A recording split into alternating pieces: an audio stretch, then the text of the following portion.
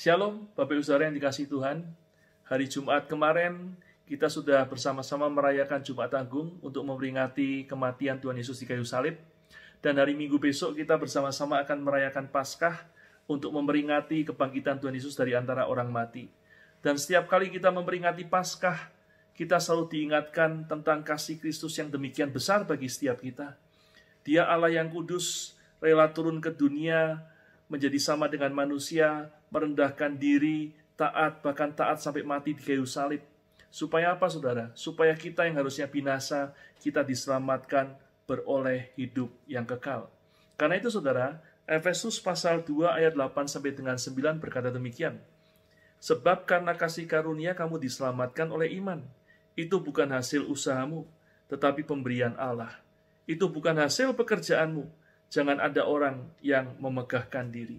Ayat tadi jelas berkata bahwa kalau kita bisa percaya kepada Tuhan Yesus, lahir baru, diampuni dosanya, lalu kita menerima keselamatan kekal, itu semua bukan karena kebaikan kita, bukan karena hasil usaha kita, tapi semata-mata semuanya pemberian Allah karena kasih karunia Tuhan bagi setiap kita.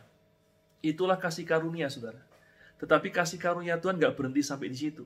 Banyak orang Kristen mengidentifikasikan kasih karunia hanya sebatas waktu seseorang lahir baru, percaya sama Tuhan Yesus, menerima Yesus sebagai Tuhan dan Juru Selamat, diampuni dosanya, lalu dia diberikan jaminan hidup yang kekal. Memang itu kasih karunia, tapi sekali lagi, kasih karunia Tuhan gak sebatas hanya hal itu saja, saudara. Kasih karunia Tuhan terus bekerja dalam diri seseorang yang sudah lahir baru setiap hari sepanjang umur hidupnya. Mengapa demikian? Karena Titus 2 ayat 11 berkata demikian sampai dengan ayat 12. Karena kasih karunia Allah yang menyelamatkan semua manusia sudah nyata. Ia mendidik kita supaya kita meninggalkan kefasikan dan keinginan-keinginan duniawi, dan supaya kita hidup bijaksana, adil, dan beribadah di dalam dunia sekarang ini. Dari ayat tadi kita tahu bahwa ternyata kasih karunia Tuhan nggak berhenti hanya sampai pada waktu seseorang lahir baru. Tapi kasih karunia Tuhan terus bekerja dalam diri orang percaya setiap hari sepanjang umur hidupnya. Untuk apa? Untuk menolong, memampukan orang percaya supaya meninggalkan kefasikan manusia, supaya meninggalkan hawa nafsu dunia, supaya membuang keinginan-keinginan daging, sehingga setiap orang percaya bisa hidup saleh, hidup kudus, hidup beribadah, adil dan bijaksana selama hidup di dunia ini.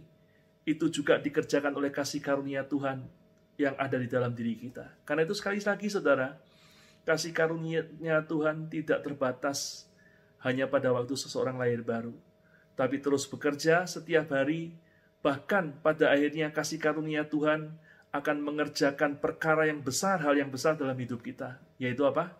Roma 8 ayat 29 berkata, sebab semua orang yang dipilihnya dari semula, mereka juga ditentukannya dari semula untuk menjadi serupa dengan gambaran anaknya, supaya ia, anaknya itu, menjadi yang sulung di antara banyak saudara.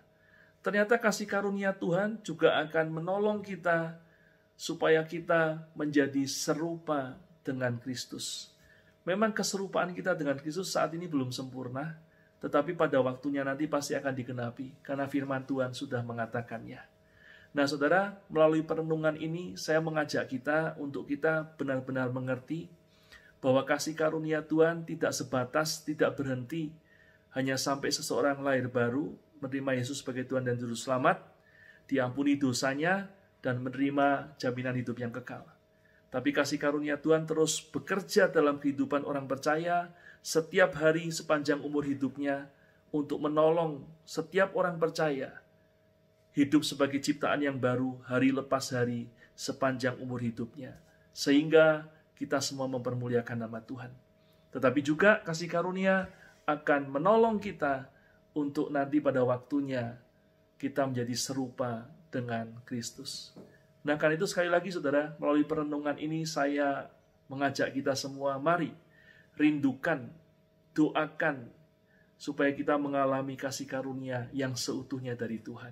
Karena itu saya mengajak kita untuk berdoa, supaya kita mengalami kasih karunia ini. Mari satukan hati dalam doa. Haleluya. Tuhan Yesus, hambamu datang bersama dengan seluruh jemaat-Mu Tuhan. Kami mau mengucap syukur untuk kasih karunia Tuhan yang sudah mengerjakan demikian luar biasa dalam hidup kami. Karena itu tolong kami Tuhan, supaya kami bukan hanya sekedar lahir baru menerima Engkau sebagai Tuhan dan Juru Selamat, tapi sepanjang umur hidup kami di dunia ini, kami hidup sebagai ciptaan yang baru. Bahkan pada waktunya, Engkau akan menolong kami supaya kami menjadi serupa dengan Kristus. Dan biarlah hidup kami jadi persembahan yang harum di hadapan Tuhan dan mempermuliakan nama Tuhan. Dan hambamu berdoa buat setiap jemaat-Mu Tuhan, anak-anak-Mu yang bersungguh hati kepada Tuhan.